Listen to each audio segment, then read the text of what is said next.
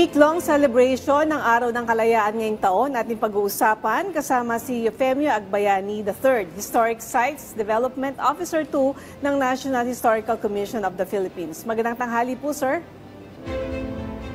Magandang tanghali po, Yusek Weng at Com June at sa lahat po ng ating mga tagapanood. Sir, una po sa lahat, ano po ang tema ng ating selebrasyon ng Independence Day o Araw ng Kalayaan ngayong taon? Ang tema po ng ating Araw ng Kalayaan ay kalayaan, kinabukasan, kasaysayan.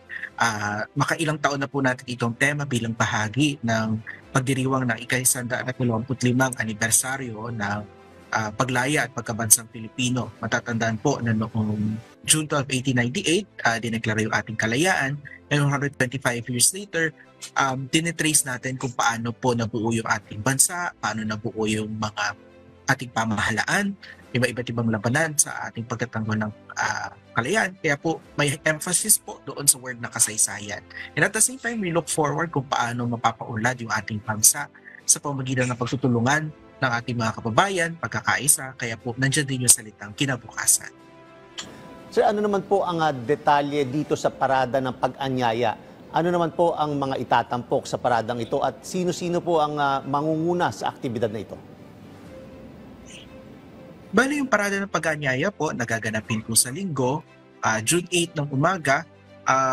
Tampok po rito yung mga volunteer firefighters na especially sa pamumuno po ng mga Filipino-Chinese community.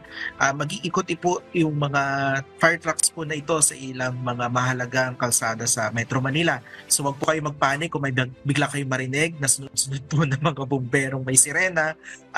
Baka po likely yan ay pahagi po ng parada ng pag-anyaya. So nice po kasi nating i-remind yung ating mga kababayan na malapit ang Independence Day. Sir, ano naman po yung kaibahan nitong parada ng pag-anyaya sa parada ng kalayaan sa mismong araw ng kalayaan? Ano po yung masasaksihan dito?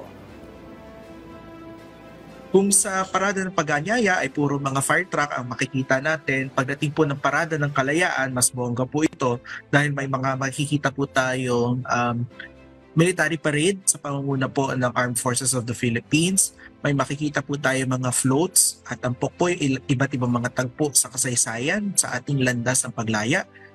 May mga contingent po from different parts of the Philippines, from Luzon, Visayas, and Mindanao. And magkakaroon din po tayo ng mga presentations ng mga festivals mula sa iba't ibang bahagi ng bansa.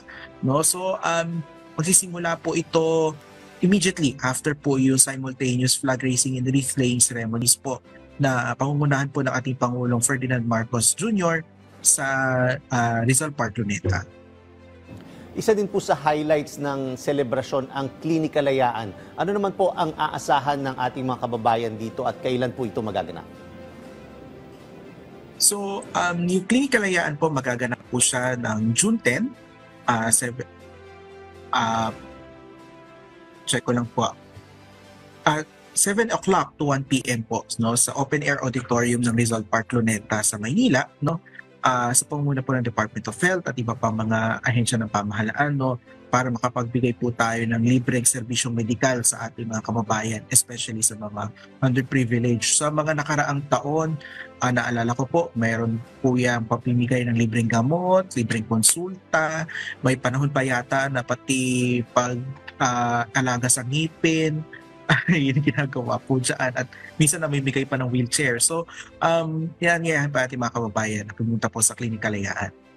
Sir, para po sa kalaman ng ating mga kababayan, simula June 10 hanggang 11 ay may pampamahalaang programa at serbisyo maging ang kadiwa ng Pangulo. Ano naman po yung detalye nito? Kasi nabanggit nyo kanina at nakikita namin doon sa naka-flash doon sa TV na June 8 may parada na. So, ibig sabihin sa June 12 wala na yung the usual na mga parada. Ay, linawin po natin, no? Yung June 8 po, yan ay motorcade, basically, ng mga bumbero. Patikin pa lang po yan. Actually, mamayang hapon po, meron pa po tayo musikalayaan na concert naman, 6 p.m. po yon. So, patikin pa lamang po ito.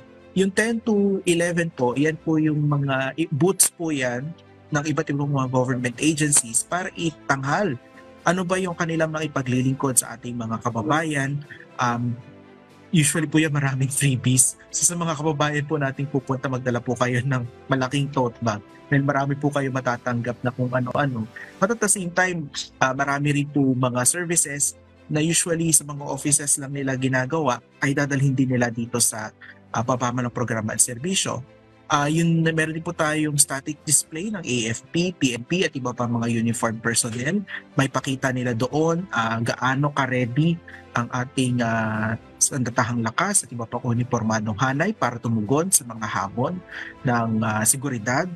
Paano po tayo, and magre-recruit na rin sila, to be honest.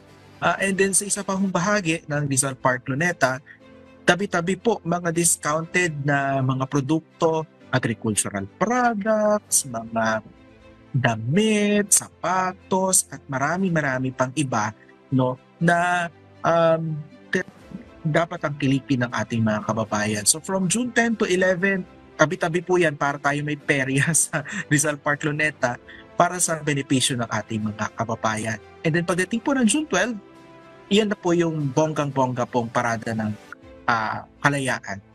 At yung parada ng Kalayaan po natin, hindi lang po ito makukulong sa Quirino Grandstand. Mayroon po mga bahagi along Rojas Boulevard na pwede po manood yung ating mga kababayan hanggang CCP.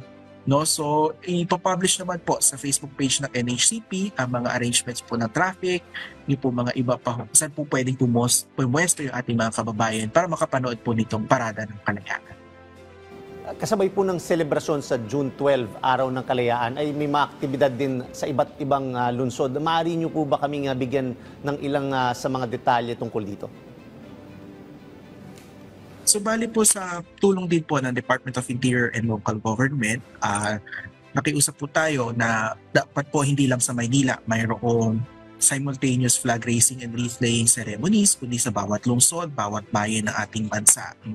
Sabay-sabay po itong mangyayari ng 7 a.m. ng June 12 and may mga seremonya din pong gaganapin sa Museo ni Emilio Aguinaldo sa Kawit Cavite, sa Bonifacio National Monument sa Caloocan City, sa Baraswain Church Historical Landmark sa Malolos, sa Pinaglabaran Memorial Shrine sa San Juan, sa Pemintuan Mansion sa Angeles City, Mausoleo de los Veteranos de la Revolucion sa Manila North Cemetery, at sa marami pa pong lugar. And hindi lamang po sa iba't ibang lungsod dito sa Kamaynilaan o sa Pilipinas, pero sa pangunguna naman po ng Department of Foreign Affairs, meron din po mga selebrasyon na gaganapin sa mga embahada at konsulado natin sa ibayong dagat. So talagang hindi lang po pambuong bansa, kundi pambuong daigdig yung ating selebrasyon.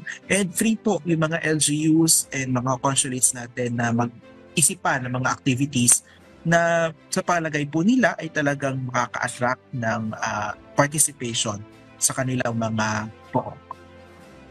Maraming salamat po sa inyong oras, Eufemio Agbayani III, Historical Sites Development Officer 2 ng National Historical Commission of the Philippines.